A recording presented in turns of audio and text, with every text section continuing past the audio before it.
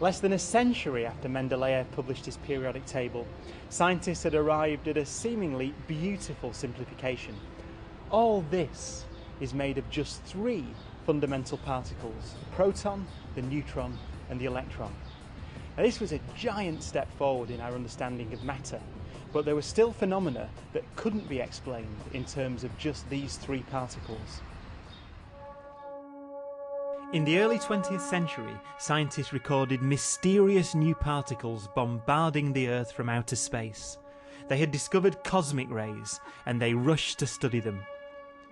By the late 1930s, they came to the conclusion that the experimental results could not be explained using the then known fundamental particles: protons, neutrons, and electrons. Some other, more mysterious particles were responsible. Using cosmic rays to detect new particles isn't particularly efficient, however, because you never know when or where they're going to turn up. It'd make much more sense to make your own. Thus entered into physics this, the particle accelerator, a way of making cosmic rays in the laboratory. Particle accelerators built in the 1940s and 50s led to the discovery of many new particles, given exotic names like pions, sigmas, lambdas and deltas.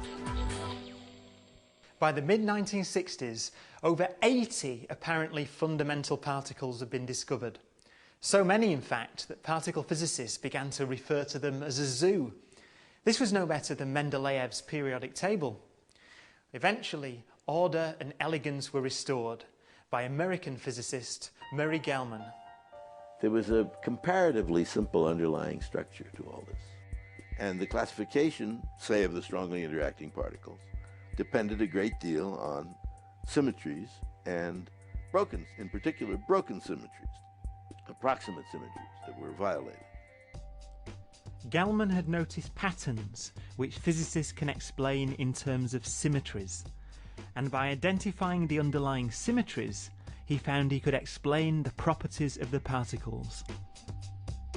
According to him, protons, neutrons, and the whole zoo of apparently fundamental particles were made up of just three types of basic building blocks, which he named quarks. Just the simple inspection of the particle chart would suggest immediately the quark scheme. So the difficult thing was not noticing the quark scheme. That was essentially trivial. What was difficult was believing that it had any relevance.